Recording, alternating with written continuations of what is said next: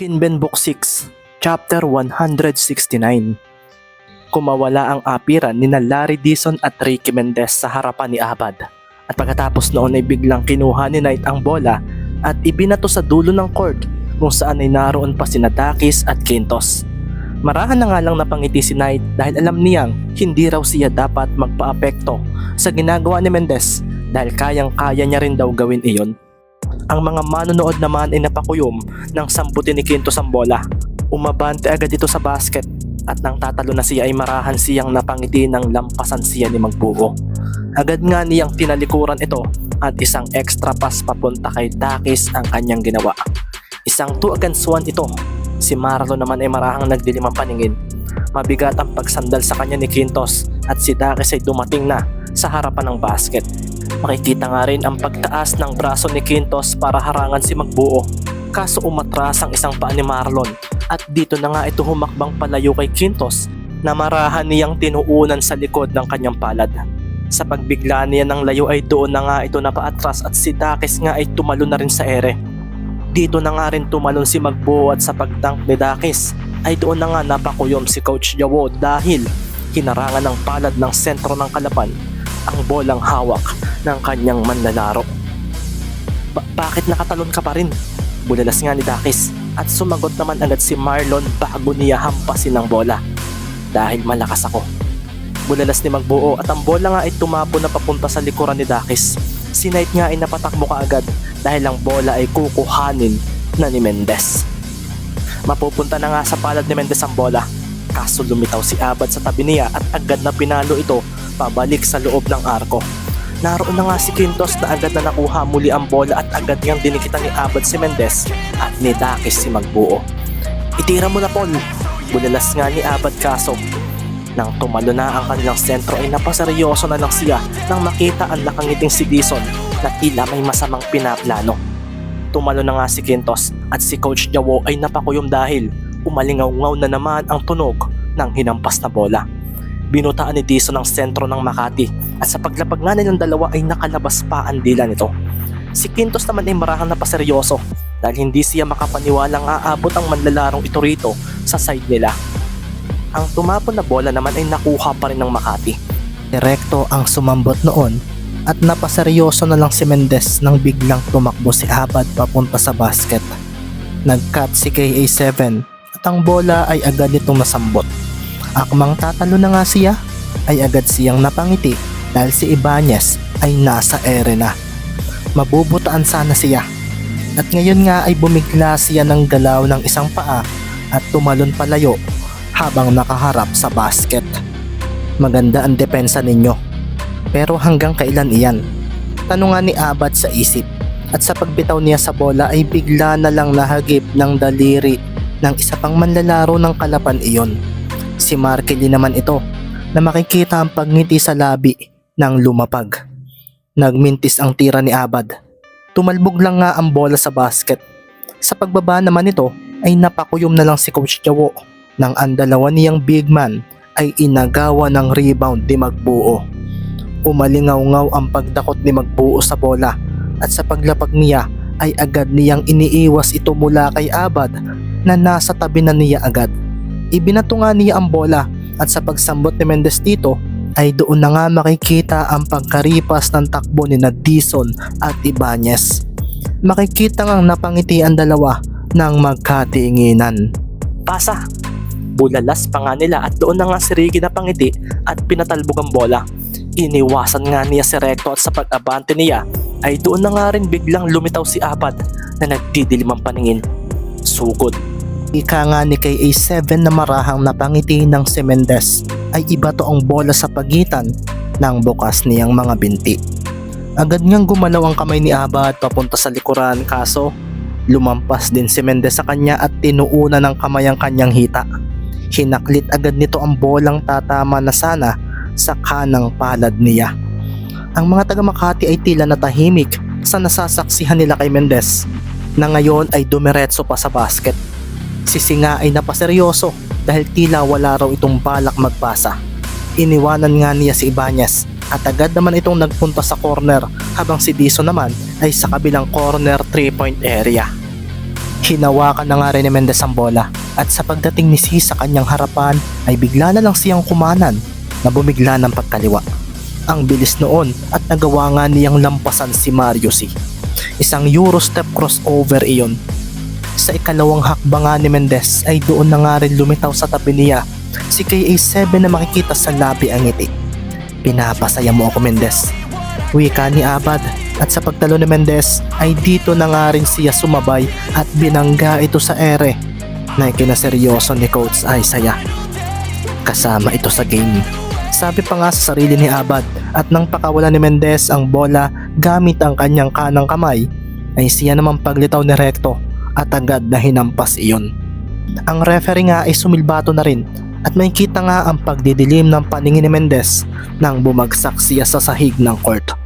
Napakuyom nga si Ricky dahil iniharang niya ang kanyang bisig sa sahig para mabawasan ng impact ng pagbagsak niya at ramdam niyang may ibinigay na hapdi iyon. Si Abad nga ay tinawagan ng foul at makikita nga si Dison na tumakbo at itinulak ang ace player ng Makati.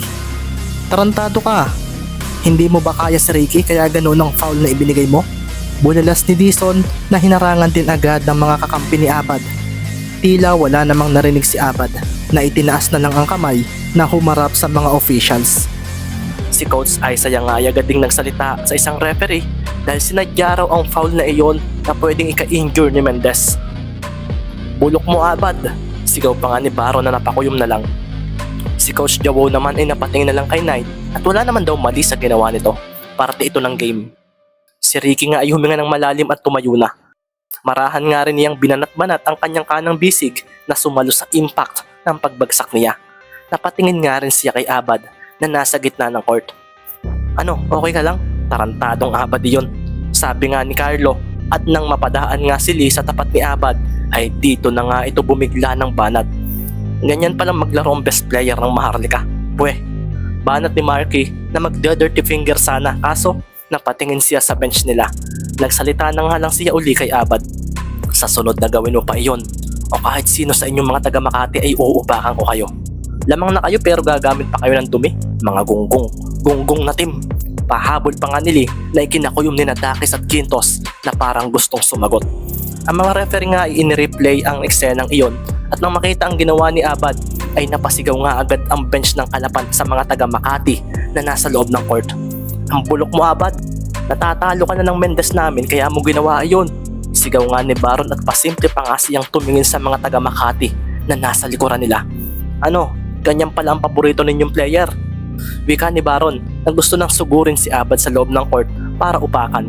Hindi raw sa kanya pwede ang ginawa nito kay Mendez. Si Marlon naman ay napakuyom na lang at napatingin sa kanyang mga kasama. Kapag may nangyari pang ganito, hindi na ako magdadalawang isip na bumawi. Ako rin, wika naman ni Lee at si Ricky nga ay marahang napangiti. Okay na ako. Masaya akong marinig na concern kayo sa akin. Natatawang wika ni Ricky. Sadyang concern kami sa iyo. Bulalas ng apat at napailing na lang sila dahil napatawa na naman si Ricky. Anong nakakatawa, Ricky? Banat nga ni Marky. Agad namang huminga ng malalim si Ricky at nagsalita na dahil ang referee ay may desisyon na rin sa foul na ibibigay kay Abad. Kung ganoon, ipakita natin sa kanila kung paano tayo magalit gamit ang basketball. Pero kailangan nag-e-enjoy pa rin tayo. Mag-e-enjoy akong ilang paso ang mga iyan, lalo na iyang si Abad. Dadakdakan ko ang mokong na iyan. Seryosong wika nga ni Dison at sina Marlon at Marky naman ay napakuyom. Tinawagan nga si Abad ng flagrant foul at makikita pa nga magre-reklamo sana si Coach Jawo pero ang coach ng Kalapan na nasa hindi kalayuan ay seryoso itong pinagmasdan. Isaiah Cervantes. Nasambit na nga lang ni Coach Jawo at dito na nga niya naalala kung sino ito. Napanood na niya ito noon nang manood siya ng Region 4 League noon. Masyadong madumi ang laro ng ace player mo. Iyan ba ang itinuro ng isang legendary player noon sa player mong iyan? Bulalas pa nga ni Isaiah na makikita sa mata ang hindi pagkatuwa dahil sa oras na mangyari para uli iyon kay Mendez ay hindi raw niya ito papalampasin. Ulitin pa iyan ng kahit sino sa player mo, magkakagulo tayo rito sa loob ng court. Banat pa nga ni Isaiah at ang mga game officials na nasa mesa ay napalunok sa mga sinabi ng coach ng Kalaban. 2 free throws nga ang ibinigay kay Mendez at naipasok niya yun pareho. Si Abad naman ay pinaupo ni Coach Jawo at pinagsabihan sa bench tungkol sa ginawa nito. Ipinasok nga nito si Marcelo kapalit nito at sa pagpapatuloy ng game ay sa kalaban pa rin nga ang bola. Sa pagsambot nga ni Mendez ay makikita nga kagad ang mga kakampi niya na hinihingi agad ang bola mula sa kanya. Halatang halata sa mukha ng apat niyang kasama ang gigil dahil sa nangyari. Mula nga sa bench ay nagsisigaw rin si Baron na nagising na muli ang katawang lupa. Sa oras na maglaro ka, Abad, at nakatapat ako sa loob ng court mamaya, ibabawi ko si Ricky. Sabi nga ni Baron sa sarili na seryosong pinagmasdan si KA7 sa bench ng Makati na kalmado lang na nakaupo. Chill na chill pa rin sa kabila ng ginawa nito. Ano na, Ricky? Ipasa mo muna sa akin ang bola. Bulalas nga ng apat na kakampi ni Mendez. Ikinaseryoso naman ito ng mga kalaban at napahanda sila. Napangiti na nga lang si Ricky at dito na nga niya pinasahan ng kanyang kuya Marlon na agad na napangiti nang mahawakan ng bola. Agad nga rin naglayuan ang mga kakampi ni Magbuo na kinaseryoso ni Coach Jawo. Hindi nakakapanalo ang fighting spirit. Sabi nga ni Quintos na bigla na lang pinihitan ni Magbuo pakaliwa. Sa pagharap niya sa basket ay agad ding itong tumalon na ikinangisi naman ni Quintos. Doon na nga makikita ang dalawang sentro sa ere at si Coach Jawo ay napaseryoso dahil ang taas ng talon ni Magbuo. Isang pagngisi naman ang ginawa ni Marlon habang pinagmamasdan ng kaharap niyang si Quintos. Isang matalas sa tingin ang ibinigay niya rito at kasunod noon ay ang pagngiti nito sa player ng Makati na harapan niyang dinakdakan. Nayanig ang basket at board at si Quintos ay bumagsak palayo dahil sa puwersang ibinigay ni Magbuo sa kanya. Ang mga manonood nga ay napalunok na lang sa ginawa ni Magbuo kay Quintos na marahang napakuyom dahil nang mapatingin siya sa kanyang katapatan ay kumawala ang isang nakakatakot na presensya. Ano itong nararamdaman ko? Bulalas nga ni Quintos sa sarili na agad na kinuha ang bola. Si Magbuo nga ay tumayo lang at tumingin sa kanya.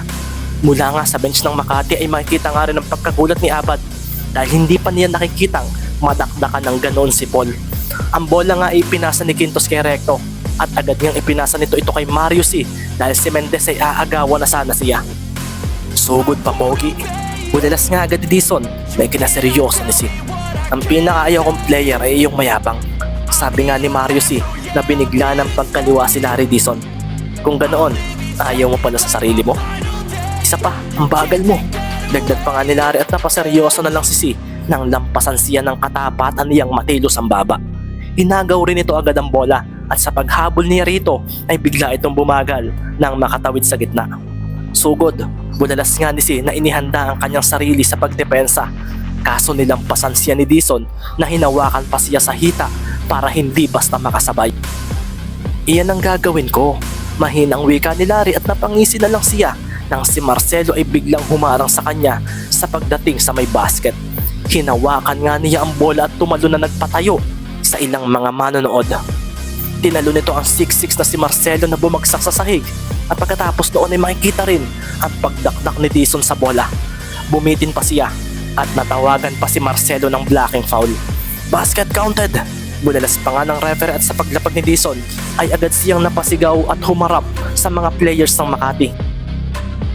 Nagsisimula pa lang kami. Pagbabayaran ninyo ang ginawa ninyo kay Ricky. Wika nga ni Dison at si Ricky nga ay marahang napangiti sa narinig niyang iyon at pagsigaw ng mga kakampi niya sa loob at labas ng court. Dapat ba ako magpasalamat sa ginawa mo, Abad? Kinising mo ang halimaw na side ng mga kakampi ko.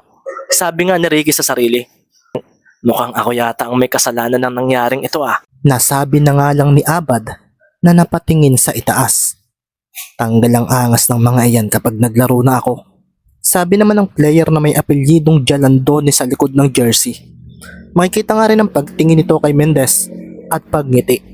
Kung ako ang gumawa noon kay Mendez, baka wala na iyan sa court ngayon. Mahina pang ang wika nito dahil baka raw marinig ni Coach Jawo.